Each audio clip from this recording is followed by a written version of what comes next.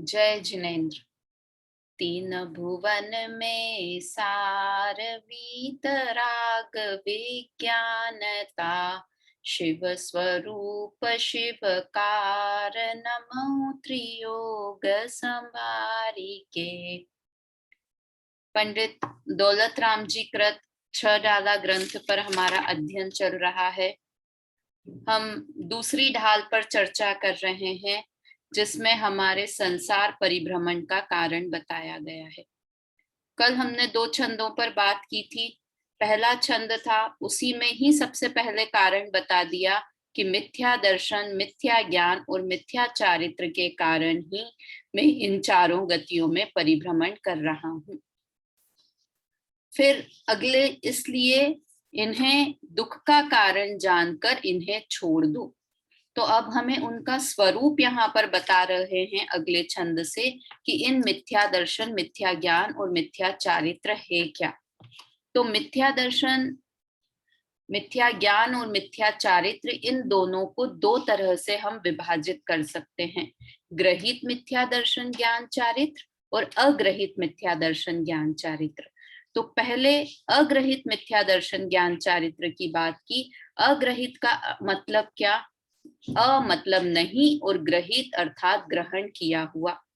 जो हमने नया ग्रहण नहीं किया है किंतु अनादिकाल से जो हमारी मान्यता चली आ रही है उसे कहते हैं अग्रहित मिथ्यात्व। तो अग्रहित मिथ्यात्व 3 प्रकार का, अग्रहित मिथ्या दर्शन, अग्रहित मिथ्या ज्ञान और अग्रहित मिथ्या चारित्र।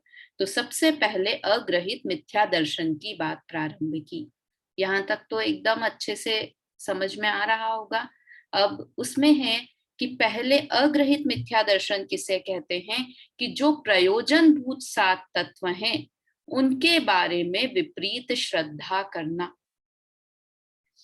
अर्थात प्रयोजनभूत तत्व मतलब कौन से तत्व? कि ऐसे तत्व जिन्हें समझे बिना, जिनका ज्ञान किए बिना हमारा दुख दूर नहीं हो, उन्हें प्रयोजनभूत तत्व कहते हैं। और वो तत्व 7 होते हैं, जीव, अजीव, आश्रव, बंध, संवर, निर्जरा और मोक्ष। देखो दुनिया में तो हजारों चीजें हैं, तो उन हजारों चीजों का ज्ञान नहीं किंतु इन 7 तत्वों का अगर हमने ज्ञान कर लिया तो ये पक्की बात है कि हमारा दुख दूर हो जाएगा। तो अभी तक हमारी भूल क्या है कि जो जैसे ये 7 तत्व हैं हम उन्हें वैसा नहीं मानते हैं, विपरीत मानते हैं। इसी का नाम अग्रहित मिथ्या दर्शन है। मिथ्यात्व का अर्थ ही होता है जो जैसा है उसे वैसा नहीं मानना, विपरीत मानना, उसका नाम है मिथ्यात्व। उल्टी मान्यता। देखो 3 चीजें होती है। मान्यता का अर्थ थोड़ा सा अपन समझने की कोशिश करते हैं। एक चीज होती है क्रिया, परिणाम और अभिप्राय। 3 चीजें होती है। क्रिया क्या हुई कि जैसे मैंने किसी को मारा, थप्पड़ मारा, तो ये तो क्रिया हुई, मारना क्रिया हुई। अब परिणाम कैसा था उस समय कि क्रोध का परिणाम था। क्रिया मतलब जो हमने एक्शन की उसे क्रिया कहेंगे। परिणाम की उस समय हमारे क्या विचार चल रहे थे कि हमें बहुत गुस्सा आ रहा था, क्रोध का परिणाम था, तो ये हुआ परिणाम। अब अभिप्राय क्या होता है? अभिप्राय का मतलब होता है कि ऐसा मानना कि मैं इसे थप्पड़ मारूंगा तो ये मेरी बात मान लेगा, ये मेरा अभिप्राय हुआ। समझ में आया कि परिणाम तो कैसा भी किंतु उसके पीछे हमारा अभिप्राय क्या रहता है, इंटेंशन क्या था कि मैं इसे मार दूंगा तो ये दुखी हो जाएगा, ये मेरी बात मान लेगा या ये दुखी हो जाएगा। तो वो हमारा क्या हुआ? अभिप्राय हुआ। मैंने थप्पड़ मारा, ये क्रिया हुई ना। मैंने क्रोध का भाव किया, वो मेरा परिणाम हुआ, क्रोध का परिणाम हुआ, वो परिणाम। और उसके पीछे मेरा अभिप्राय क्या है कि ये मेरे मारने से दुखी हो जाएगा, परेशान, उसे परेशान करना है, तो ये मेरे मारने से दुखी हो जाएगा। ये मेरा अभिप्राय था उसे मारने के पीछे। समझ में आया? एक और देखो अभिप्राय कैसे बदलता है, अब वैसा का वैसा ही, ये तो हमने किसी दुश्मन के साथ किया, अब वैसे के वैसे ही मैं अपने बच्चे को थप्पड़ मारूं।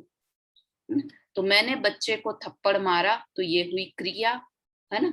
परिणाम कैसा है कि बहुत गुस्सा आ रहा था, वो मेरी बात नहीं मान रहा था बच्चा, इसलिए मैंने उसे थप्पड़ मारा, तो वो परिणाम तो हुआ क्रोध का परिणाम, गुस्से का परिणाम। किंतु उसमें अभिप्राय क्या है कि मेरा बच्चा सुधर जाए, ये मेरा अभिप्राय है। ये अभिप्राय बच्चे समझते हैं। छोटा सा एक बच्चा होता है ना, बिल्कुल 2 साल का बच्चा हो, जिसे कि मम्मी बहुत जोर जोर से थप्पड़ मार रही हो, किंतु वो बच्चा भी वो क्या करता है, 2 साल का बच्चा भी, उसे उसकी मम्मी मार रही है और वो जाके वापस मम्मी से ही गले लगता है ना। मम्मी मत मारो और मम्मी के गले लगता है। क्यों गले लगता है? क्योंकि उसे अपनी मम्मी का अभिप्राय पता है। उसे क्या पता है कि माँ मेरी ऐसी नहीं है, माँ का नेचर तो प्यार करने का है, अभी टेम्पररी मम्मी मुझ पर गुस्सा कर रही है। मैं अभिप्राय बताने की कोशिश कर रही हूँ। अभिप्राय मतलब ये मिथ्यात्व जो है ना, मान्यता, मान्यता, तो ये हमारी मान्यता, हमारे परिणाम, हम क्रिया कुछ भी कर रहे हो, परिणाम कुछ भी कर रहे हो, किंतु हमारी मान्यता एक अंदर ही अंदर दूसरी चलती रहती है। बच्चे को मारने में और दुश्मन को मारने में क्रिया सेम है, बच्चे को मारने में, दुश्मन को मारने में परिणाम सेम है, गुस्से का परिणाम, किंतु दोनों के अभिप्राय अलग अलग हैं। एक में उसे दुखी करने का अभिप्राय है और बच्चे को मारने के पीछे उसे सुखी करने का अभिप्राय है। समझ में आया? तो इसी तरह से यहाँ हम कहते हैं ना, मिथ्या दर्शन मतलब जीव आदि तत्वों के संबंध में हमारा उल्टा अभिप्राय, उल्टी मान्यता। अभिप्राय बोले, मान्यता बोले, श्रद्धान बोले, सब एक ही शब्द है। तो ये हमारी उल्टी मान्यता। तो वैसे तो ये 7 तत्व होते हैं, किंतु इन 7 तत्वों को तिनमाही विपर्ययत्व, उन्हें जैसा है वैसा नहीं मानना, 7 तत्वों को, उसे कहते हैं अग्रहित मिथ्या दर्शन। तो अब यहाँ पर अब आगे की चर्चा में देखिए, अपन स्क्रीन शेयर करती हूँ मैं।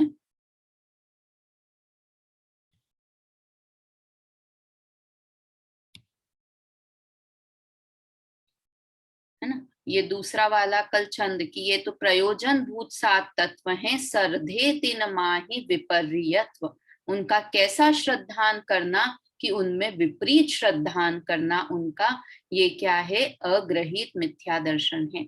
अब यहाँ से शुरू किए 7 तत्व के नाम बताना और उनके संबंध में विपरीतता। तो यहाँ क्या बताया, चेतन को है उपयोग रूप, बिन मूरत चिन्ह मूरत अनूप। पहला तत्व कौन सा है, जीव तत्व। तो जीव तत्व कैसा है कि उसका स्वरूप है उपयोग रूप, मतलब ज्ञान दर्शन उसका स्वरूप है, वो अमूर्तिक है और चैतन्यमय है और अनुपम है, ऐसा जीव तत्व है। कल तक हमारी यहाँ बात हुई थी। अब क्या और कैसा है जीव तत्व, तीसरे छंद से हम हमारी बात प्रारंभ करते हैं। तो इसको पहले छंद को बोलते हैं, फिर इसका अर्थ करेंगे। पुद्गल नभ धर्म अधर्म काल, इनते न्यारी है जीव चाल, ताकू न जान विपरीत मानि, करी करे देह में निज पिछान। ये यहाँ पे फरी करे देह में, तो यहाँ पे करी करे देह में, पुरानी वाली जो छ डाला है उसमें क्या है इसका, जीव की अन्य द्रव्यों से भिन्नता और अज्ञानी की जीव तत्व संबंधी विपरीत श्रद्धा इस प्रकार है कि जीव कैसा है, जो पहले दूसरे छंद में लाइन थी ना, दूसरे छंद की पहली लाइन, दूसरे छंद की दूसरी लाइन की, चेतन को है उपयोग रूप, बिन मूरत चिन्ह मूरत अनूप, यहाँ भी जीव का वर्णन किया। और फिर ये तीसरे छंद की पहली लाइन, इसमें भी जीव का स्वभाव बता रहे हैं कि जीव कैसा है, कि जीव पुद्गल, नभ मतलब आकाश, धर्म अधर्म और काल इनसे भिन्न है, इनसे न्यारी है जीव चाल, चाल मतलब स्वभाव, इनसे जीव का स्वभाव भिन्न है। छह द्रव्य बताए हुए ना यहाँ पर, ये 5 द्रव्यों के नाम बताए। 6 द्रव्य होते हैं, जीव, पुद्गल, धर्म, अधर्म, आकाश और काल। इसका आगे वर्णन आएगा, इसलिए अपन अभी नहीं करते। तो ये 6 द्रव्य होते हैं, इनमें सब द्रव्य एक दूसरे से अलग अलग हैं। और जीव जीव भी इन सबसे अलग है। जीव पुद्गल नहीं है, जीव धर्म नहीं है, जीव अधर्म नहीं है, जीव आकाश नहीं है और जीव काल नहीं है। इनके 6 नाम ही अलग अलग हैं, इसका मतलब ही है कि ये सब अलग अलग द्रव्य हैं ना। और जीव का स्वभाव इन सबसे अलग है ना। क्या है? जीव का स्वभाव इन सबसे अलग है। किन सबसे अलग है? कि ये 6 ही द्रव्यों से 5 ही द्रव्य, पुद्गल, धर्म, अधर्म, आकाश और काल, इन सब से जीव का स्वभाव अलग है। देखो ये यहाँ पर ये फोटो में बताया रखा है, ये 5 अजीव द्रव्य। जीव, ये जीव और जीव के अलावा बाकी सब कैसे हैं? पुद्गल, धर्म, अधर्म, आकाश और काल, ये सब क्या हुए? अजीव। जैसे एक होता है ना जैन, और जैन के अलावा बाकी सब हैं, वो क्या कहलाएंगे? अजैन। तो अजैन में कौन कौन आ गया? मुस्लिम भी आ गए, सिख भी आ गए, ईसाई भी आ गए, बौद्ध भी आ गए, सब आ गए। तो उन सबको अगर जैन अजैन 2 हिस्से करने हैं, तो जैन एक तरफ और बाकी जितने भी कास्ट हुई वो सब क्या हो गए? अजैन हो गए। तो इसी तरह 6 द्रव्यों में से हमने कहा एक जीव, तो बाकी के 5 क्या हो गए? अजीव। पुद्गल भी अजीव, धर्म भी अजीव, अधर्म भी अजीव, आकाश भी अजीव और काल भी अजीव। क्यों अजीव? क्योंकि जीव का स्वभाव जानना देखना है और ये 5 जानते देखते नहीं है, इसलिए जीव का स्वभाव इनसे भिन्न है। तो यहां तक तो जीव कैसा है वो बताया। अब दूसरी लाइन में क्या कहा? कि विपरीतता क्या करता है जीव में? जीव मतलब मैं क्या विपरीतता कर रहा हूं? ताको न जानी विपरीत मानी, करी करे देह में निज पिछान। उसको तो जानता नहीं हूं। किसको नहीं जानता हूं? कि जीव का स्वभाव ऐसा है। जीव चैतन्यमय है, जीव इन पुद्गल आदि से भिन्न है, जीव अरूपी है, ऐसा तो मैं जानता नहीं हूं और विपरीत मान लेता हूं। क्या विपरीत मानता हूं? करी करे देह में निज पिछान, कि मैं ये शरीर को अपना आत्मा मानने लगता हूं। इतनी बड़ी गलती कि जो मैं हूं ही नहीं वो मैं हूं ऐसा मानने लगता हूं। जैसे कोई लड़का हो और वो अपने को लड़का नहीं माने और लड़की मानने लगे, है ना। जो है वैसा तो नहीं मान रहा, चलो उतना भी ठीक था, किंतु जैसा नहीं है वैसा मानने लगा। लड़का है और अपने को लड़का नहीं मान रहा है, पहली गलती। और दूसरी गलती, वो लड़की नहीं है किंतु फिर भी अपने आप को लड़की मान रहा है। समझ में आ रही है 2 गलती? कि क्या ये जीव और अजीव तत्व संबंधी भूल ऐसी ही है कि अपने को जीव नहीं मानना और अपने को अजीव मानना। लड़के को लड़का है तो अपने आप को लड़का नहीं माना, बॉय नहीं माना, और क्या मान लिया? अपने आप को गर्ल मानने लगना।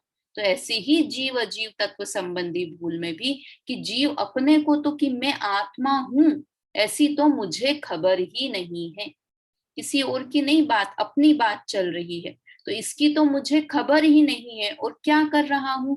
मैं अपने को आत्मा नहीं मान रहा हूं, तो मैं क्या मान रहा हूं? कि ये शरीर है, यही मैं हूं। मतलब इससे ऊपर हम कुछ सोच ही नहीं रहे हैं। अब ये क्यों अग्रहित मिथ्यात्व है पता है? ये करी करे देह में निज पिछान, कि शरीर को आत्मा मानना, शरीर ही मैं हूं ऐसा मानना। तो ये छोटा सा बच्चा होता है ना, 1 मिनट पहले का जन्मा बच्चा, उसको आप चिमटी लगाओ तो वो जोर से रोने लगेगा। क्यों? क्योंकि करी करे देह में निज पिछान, क्योंकि वो शरीर को ही आत्मा मानता है, शरीर को ही अपना मानता है। 1 मिनट का बच्चा, करी करे देह में निज पिछान। किसने सिखाया 1 मिनट के बच्चे को? बोलना भी नहीं आ रहा, सुनना भी नहीं, वो तो समझ भी नहीं पा रहा है। किसने सिखाया? कि किसी ने नहीं सिखाया, ये अनादि से ऐसी मान्यता चली आ रही है। इसलिए शरीर को आत्मा मानना ये अग्रहित मिथ्यात्व है।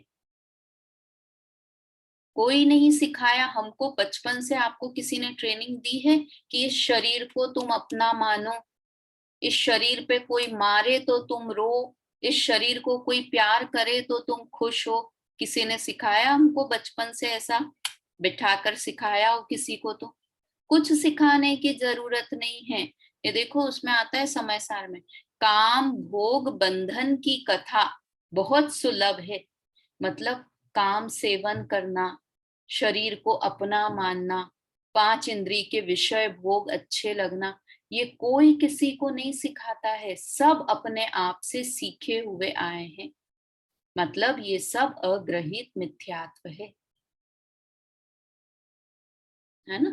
देखिए तो समझ में आया इसका तीसरे नंबर का कि अग्रहित मिथ्यात्व क्यों है। करी करे देह में निज पिछान, मतलब शरीर को आप अपना मानना ये अग्रहित मिथ्यात्व क्यों है? क्योंकि किसी ने हमें सिखाया नहीं है कि हम शरीर को अपना माने। अनादि से अग्रहित, नया ग्रहण नहीं किया है, पहले से ही ऐसा सीखा हुआ है। ग्रहण तो नई चीज का करते हैं ना, ये तो हमारे पास पहले से ही है, ये वाला मिथ्यात्व हमारे पास पहले से ही है, हमने ग्रहण नहीं किया है। देखिए वापस से एक बार देखते हैं इसमें अन्वयार्थ में क्या लिखा है। पुद्गल, धर्म, अधर्म, आकाश और काल। नभ मतलब आकाश, किंतु ये नीला नीला ऊपर जो दिखाई देता है वो वाला आकाश नहीं है, ये जो जगह देने में निमित्त होता है वो वाला आकाश है, अवगाहन में जो निमित्त होता है। छह द्रव्य की बात आगे आएगी, इसलिए अपन अभी इन सारे शब्दों को नहीं समझते हैं। इनसे जीव का स्वभाव अथवा परिणाम भिन्न है ना। इन पांचों से जीव का स्वभाव भिन्न है। तथापि मिथ्या दृष्टि जीव, मिथ्या दृष्टि जीव कहें या मैं कहूं तो अपनी बात, कि मैं भी क्या मानता हूं कि उस स्वभाव को नहीं जानता। किस स्वभाव को? जो पहले कि ये मैं इनसे भिन्न हूं और मैं कैसा हूं, चेतन को है उपयोग रूप, बिन मूरत हूं, चिन्ह मूरत हूं और अनूप हूं, ऐसा नहीं जानता और विपरीत मानकर फिर शरीर में आत्मा की पहचान करता है ना। जैसा स्वभाव है वैसा नहीं मानता और गलत चीज को अपना मानता है। जो अपनी चीज है उसे अपना नहीं मानना, ये पहला अपराध।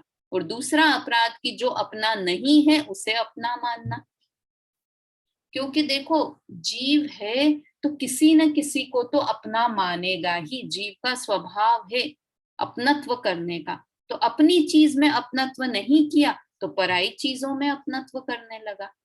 तो ये तो बहुत बहुत बड़ी गलती हो गई, इसीलिए इसकी सजा इतनी है कि तीनों चारों गतियों में परिभ्रमण हो रहा है।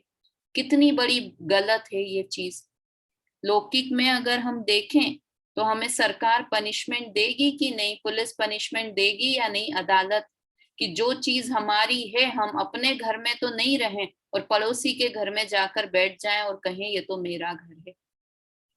तो क्या होगा, थोड़ी देर में ही वो पुलिस को फोन करेंगे और पुलिस आके ले जाएगी। बंधन होगा, क्योंकि गलत चीज जो तुम्हारा नहीं है उसे तुम अपना कह रहे हो। तो ये तो जनरल में इस चीज के लिए पुलिस दंड देती है। तो कर्म दंड नहीं देंगे कि जो चीज तुम्हारी नहीं है, शरीर तुम्हारा नहीं है किंतु तुम शरीर को अपना मान रहे हो, तो ये तुम्हारी गलती है। और इसी का पनिशमेंट ये है, उस आदमी को जेल में डाल दिया जाता है। जो पराई स्त्री को, पराये धन को, इन पर बुरी निगाह डालते हैं, इन्हें अपना मानते हैं, तो उन्हें जेल में डाल दिया जाता है। तो इसीलिए हमें भी संसार की जेल में, चारों गति की जेल में हम घूम रहे हैं, भेज दिए जा रहे हैं। जैसे होती है ना कि जितना बड़ा अपराधी हो तो उसको, बड़ा कोई डाकू चोर हो ना, तो उसको एक जगह नहीं रखते हैं। कहाँ पर रखते हैं मालूम है?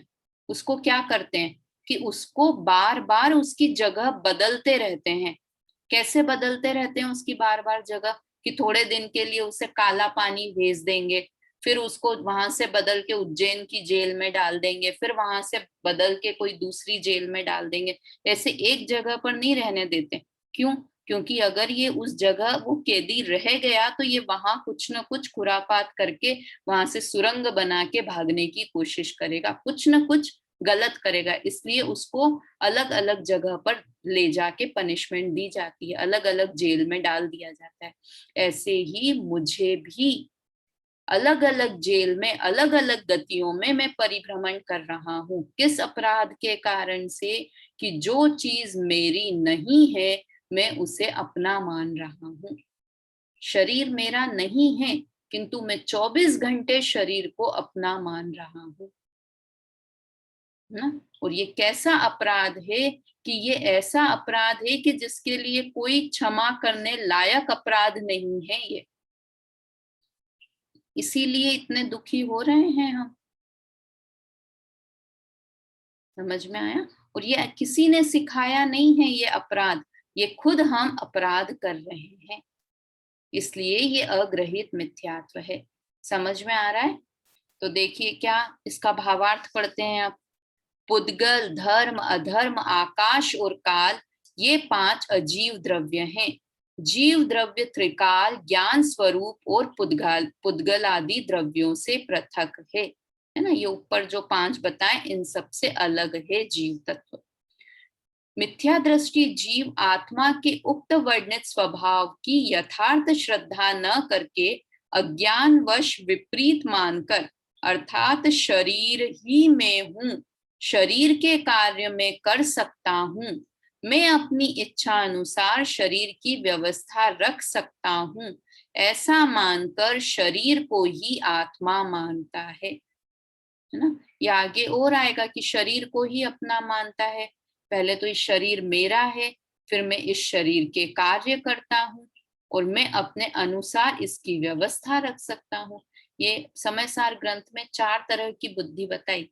एकत्व बुद्धि, ममत्व बुद्धि, कर्तृत्व बुद्धि और भोक्तृत्व बुद्धि।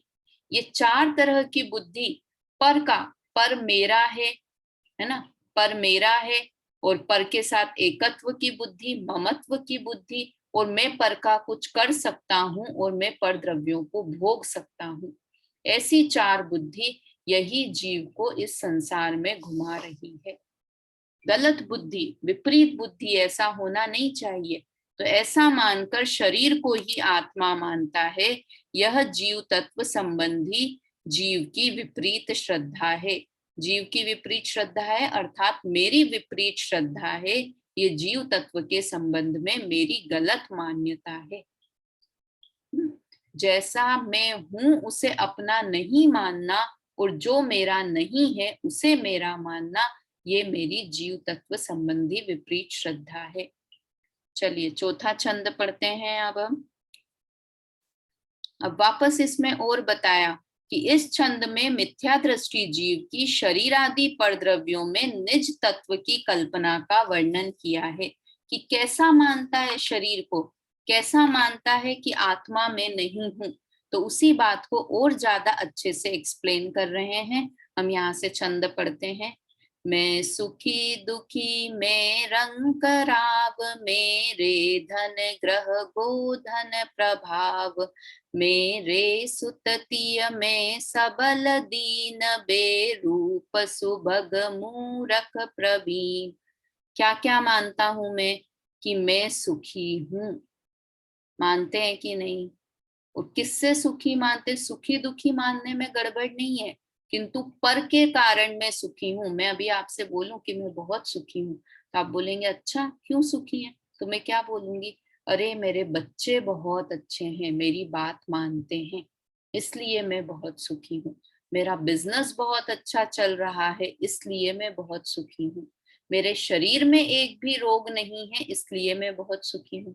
मतलब हमने सुख दुख का मापदंड पर वस्तुओं से ही कर रखा है, बच्चों से, बिजनेस से, शरीर से। तो उसके कारण ही अपने को सुखी और दुखी मानते हैं, है ना। तो ये गलती बता रहे हैं कि ये गलत है। दूसरे वस्तुओं के कारण तुम सुखी दुखी नहीं हो, खुद की भूल के कारण सुखी दुखी हो। तो ये दूसरा क्या? मैं रंक हूं और राव हूं। राव मतलब राजा और रंक मतलब निर्धन। या तो मैं गरीब हूं, मैं अमीर हूं। फिर ये परद्रव्य कि मेरे पास बहुत पैसा है इसलिए मैं अमीर हूं, और मेरे पास पैसा नहीं है इसलिए मैं गरीब हूं। तो फिर धन से अपने आप को नापा, है ना। मेरे मेरे धन ग्रह गोधन प्रभाव। तो क्या है, मेरा धन है, धन मतलब रुपया पैसा है, ग्रह मतलब घर है, गोधन मतलब गोधन, गोधन बोलते हैं गाय भैंस को, है ना। गाय भैंस आदि सब मेरे हैं, और मेरा बहुत प्रभाव है। मतलब हम ये और देखो, मेरे सुततिय में सबल दीन, मेरे बच्चे हैं, है ना, मेरे सुत है, मेरी संतान है, तिय मतलब मेरी स्त्री है, मैं सबल हूं मतलब बलवान हूं, मैं दीन हूं अर्थात निर्बल हूं, बेरूप हूं मतलब अच्छा नहीं दिखता हूं, बदसूरत हूं, सुबह हूं मतलब मैं सुंदर दिखता हूं, मैं मूर्ख हूं और मैं प्रवीण हूं। इन सब में से एक एक चीज, है ना, कि मैं या तो अपने को सबल मानेंगे या अपने आप को दीन मानेंगे, अपने को कुरूप मानेंगे या अपने को सुंदर मानेंगे, अपने को मूर्ख मानेंगे या अपने आप को प्रवीण मानेंगे। तो वास्तव में ये सारी चीजें शरीर के आश्रित है। ये सारे कर्म के उदय के कारण, गरीब हो अमीर हो स्त्री पुत्र, ये सब पूर्व कर्म के आधार पर हैं। वास्तव में ये कुछ भी मेरा नहीं है। ये शरीर मेरा नहीं है, तो ये शरीर सुंदर है या बदसुंदर है ना, मूर्ख हो या प्रवीण हो, ये सब क्षयोक्षम ज्ञान, ये सब कर्म के अधीन चीजें हैं, और इन्हें हम अपना मानते हैं।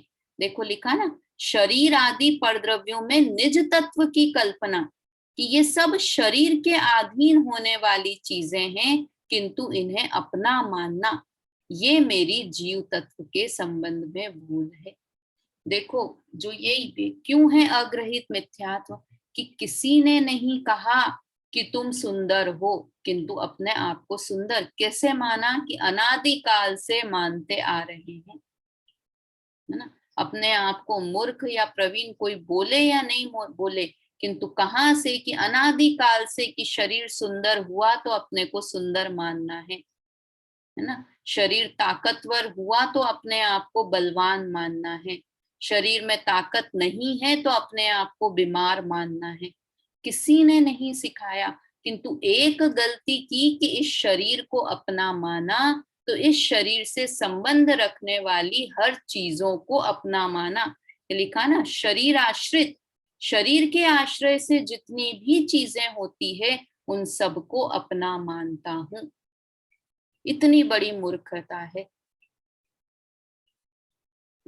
जैसे ऐसे कहते हैं ना, कि शादी होती है तो सिर्फ एक पति, एक हस्बैंड, कोई एक एक ही घर नहीं बनता है, पूरा संसार डबल खड़ा हो जाता है।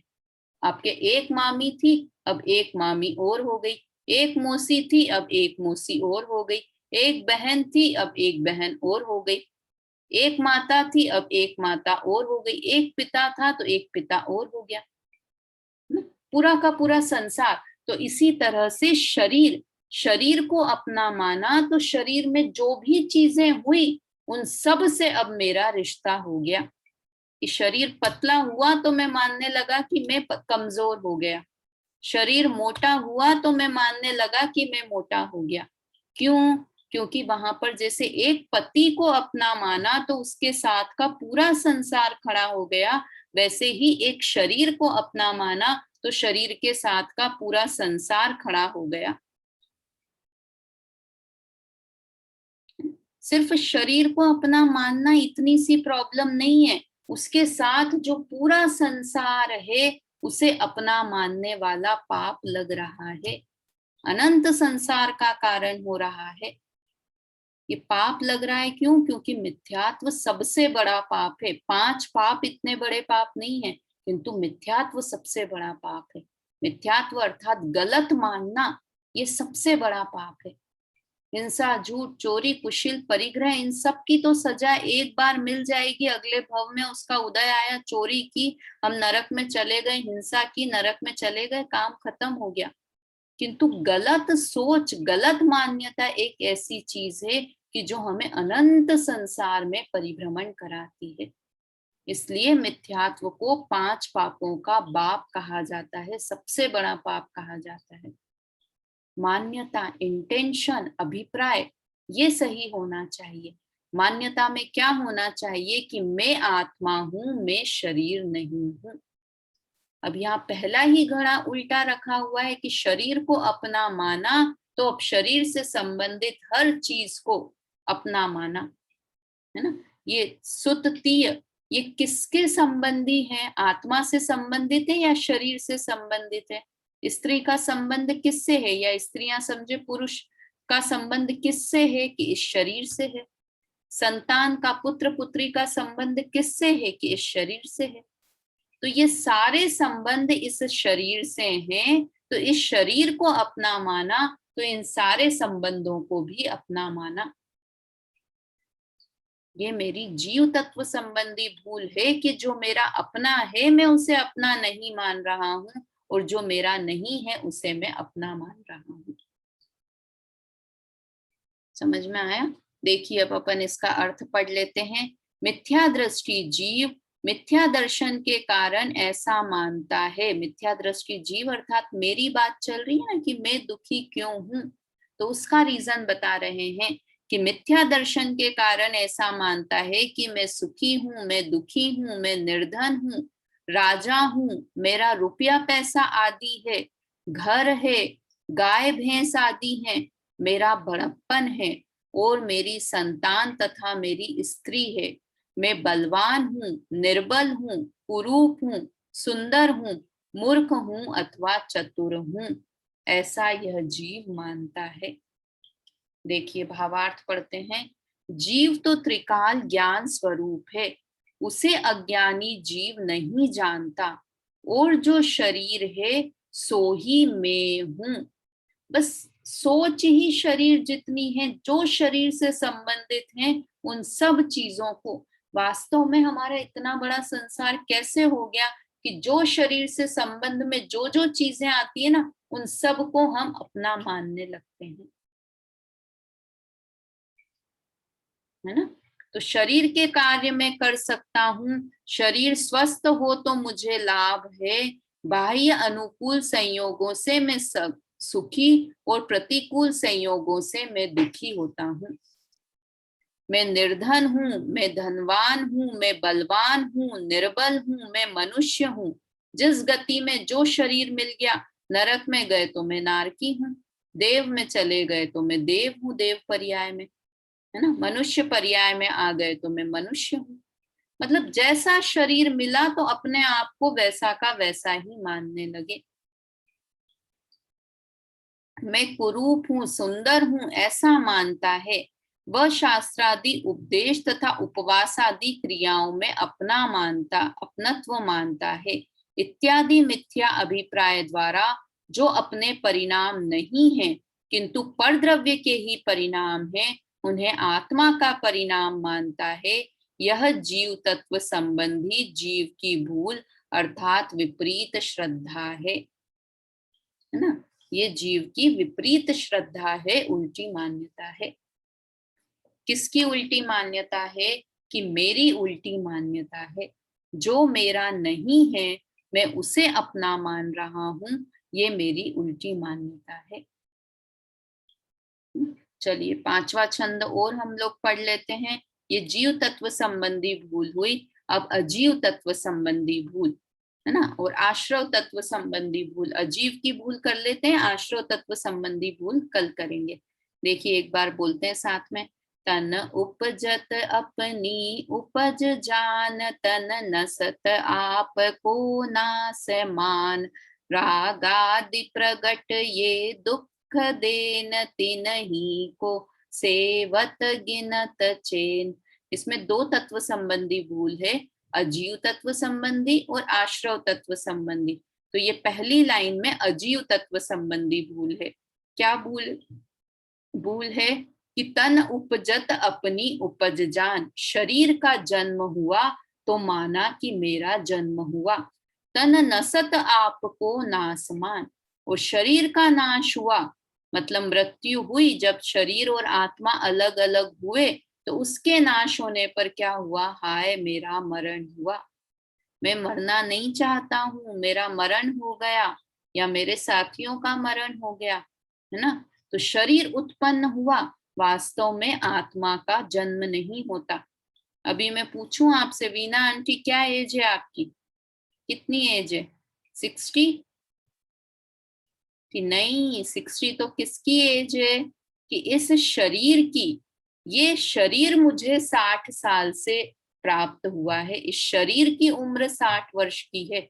मेरी उम्र कितनी है, कि मैं तो अनादि का हूं और अनंत काल तक रहूंगा, है ना। आत्मा का कभी जन्म ही नहीं होता तो मरण कैसे होगा। और ये पक्की बात है कि जिसका जन्म होगा उसका मरण पक्का होगा ही होगा, है ना। इसलिए हमारे यहाँ कहते हैं भगवान का जन्म नहीं होता, भगवान तो बनते हैं। अगर जन्म हो ना तो उनका भी मरण हो, भगवान का भी। इसलिए भगवान बनते हैं जन्म से, जन्म के कारण भगवान नहीं बनते हैं। तो मैंने क्या माना कि शरीर उत्पन्न हुआ तो मैंने माना कि आत्मा उत्पन्न हो गया, शरीर का नाश हुआ तो मैंने क्या माना कि मेरा नाश हो गया। तो इस तरह से ये मेरी अजीव तत्व संबंधी भूल है, मतलब जो मेरा नहीं है मैं उसे अपना मान रहा हूं। अब ये अगली लाइन में है, रागादि प्रगटिये दुख देन तिन्ही को सेवत गिनत चैन। ये आश्रव तत्व संबंधी भूल है, तो इसकी चर्चा अभी हम नहीं करेंगे। इसी को एक बार जो एक लाइन का अर्थ है उसकी बात करते हैं।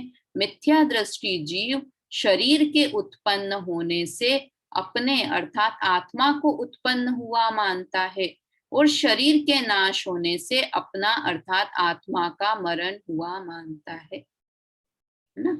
ये मिथ्या दृष्टि जीव, मतलब मेरी मिथ्या दृष्टि जीव ऐसा मानता है, अर्थात मैं ऐसा मानता हूं।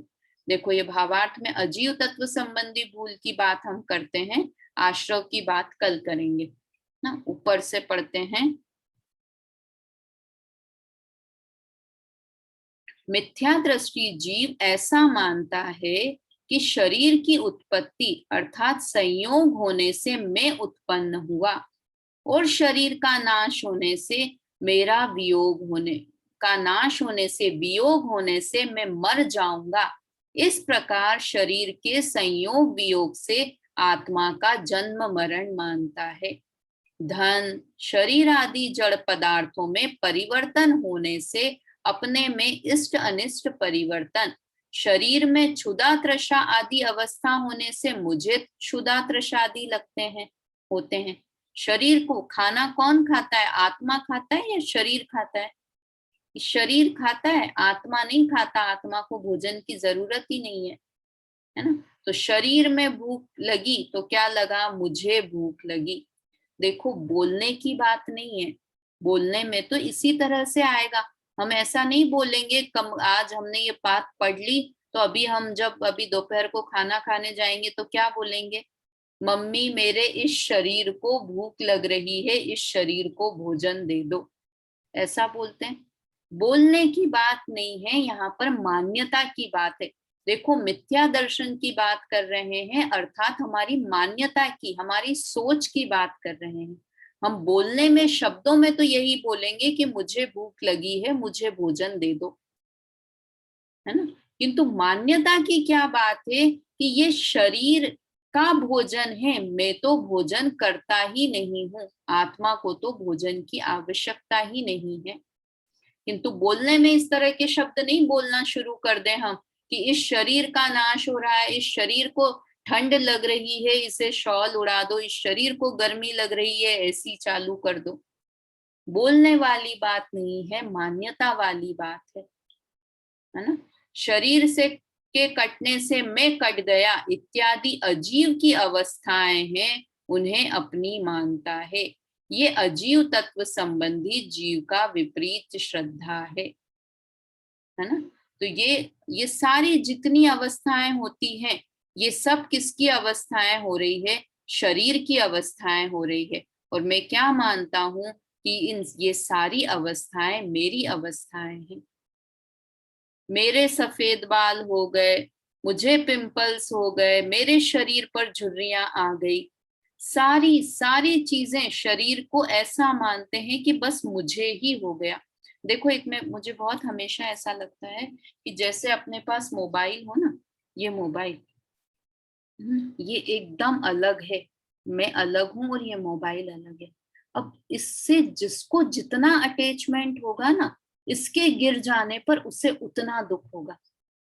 किसी को तो ये गिर गया, अगर ये मोबाइल धड़ाम से गिर जाए तो कितना दुख होगा कि अरे ये मोबाइल गिर गया, है ना, इसमें एक टूट गया, क्रैक हो गया। और किसी को कैसा होता है कि ये मोबाइल गिरा तो हाय राम, मैं ही गिरा। होता है या नहीं होता है? एकदम झटका, अरे ऐसा हो गया। मतलब ये मोबाइल अलग है और मैं अलग हूं, किंतु वो टूटा और यहाँ झटका लगा कि मैं टूटा। सेम, जितना ये मोबाइल अलग है ना मुझसे, उतना ही अलग शरीर भी है। शरीर भी बस एक क्षेत्र में मेरे साथ रह रहा है। तो ऐसा कि शरीर में जो चीजें होती है, तो जिसको जितना शरीर से मोह होगा उसे उतना अधिक दुख होगा। मोबाइल से जिसे जितना मोह होगा ना, अपना मानना हुआ, मिथ्यात्व हुआ, उसे उतना अधिक दुख होगा। तो शरीर में रोग आया तो मुझे रोग आया। मतलब मैं ये फिर अपन में कह रही हूँ ना कि हम अपने प्रैक्टिकल जीवन पर अप्लाई करें कि ये सारी हम शरीर को अपना मानना छोड़ दें, तो ये शरीर में जितनी भी चीजें होंगी ना, तो उसका दुख इतना नहीं होगा।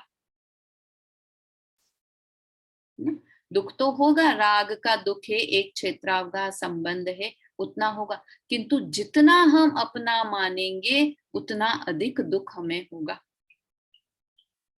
मैंने देखा है ऐसा, मतलब देखा क्या है, खुद के साथ भी होता था कि बचपन में बच्चे को चोट लग जाए, बच्चा गिर जाए और माँ के आंसू निकलते थे। क्यों होता है? क्योंकि वो बच्चा मैं हूं। बिल्कुल, माँ और बच्चा एक में एक है, तो लगी तो उसे है और दर्द माँ को होता है ना। ये तो अलग अलग दो भिन्न चीजें हो गई ना, बच्चा अलग हुआ और माँ अलग हुई ना। बिजनेस में नुकसान हो गया तो बिजनेस अलग है, व्यापार अलग चीज है, किंतु पूरा दुख उस व्यक्ति को हो जाता है, हमें हो जाता है कि मुझे इतना बिजनेस में नुकसान हो गया। तो दो अलग अलग चीजें हैं, किंतु ये शरीर हमारे एक ही क्षेत्र में है, जहां आत्मा है वही शरीर है। तो वास्तव में वो कितना अलग है कि जितना बच्चा और मैं अलग हूं। किंतु हमें दुख किस चीज का होता है? अपना मानने का दुख होता है। हम बच्चे को अपना मानते हैं, इसलिए हम दुखी होते हैं उसके दुखी होने पर। हम शरीर को अपना मानते हैं, इसलिए शरीर के मोटा पतला, मरने, जन्म होने, इन सब में हम सुखी दुखी होते हैं। तो सुख दुख का कारण क्या हुआ? शरीर हुआ या शरीर को अपना मानना हुआ? कि शरीर को अपना मानना अर्थात मिथ्यात्व, उल्टी मान्यता, कि जो अपना नहीं है उसे अपना मानना, यही अग्रहित मिथ्यात्व है। कौन से तत्व संबंधी? जीव और अजीव तत्व संबंधी। अपने को आत्मा नहीं मानना और अपने को शरीर मानना, ये मेरी जीव और अजीव तत्व संबंधी भूल है। इस भूल को हमें निकालना है। ठीक है, चलिए अपन एक बार ये तीसरा, दूसरा, तीसरा और चौथा तीनों छंद एक बार बोल लेते हैं, उसके बाद फिर क्लास समाप्त करेंगे। एक बार छंद बोल लें ताकि हमको दिन भर इसी चीज, यही चीज हम दोहराते रहें बार बार, है ना। मैं 1 मिनट शेयर करती हूँ। चलिए यहाँ से बोलते हैं, जीव तत्व संबंधी भूल से। पुद्गल नभ धर्म अधर्म काल, इन ते न्यारी है जीव चाल। ताको न जान विपरीत मान, करि करे देह में निज पिछान।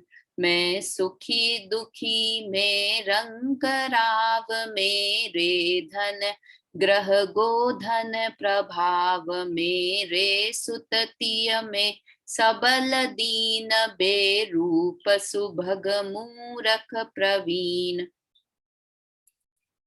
तन उपजत अपनी उपज जान, तन नसत आप को ना समान। रागादि प्रगट ये दुख देन, तिन्ही को सेवत गिनत चैन।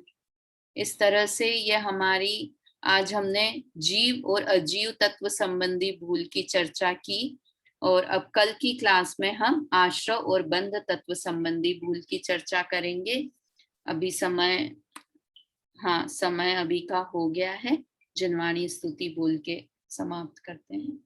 निज निधि निज में बताई, यह अनंत उपकार है। इसके लिए जिन वाणी माँ को वंदना शत बार है, वंदना शत बार है। जय जिनेन्द्र।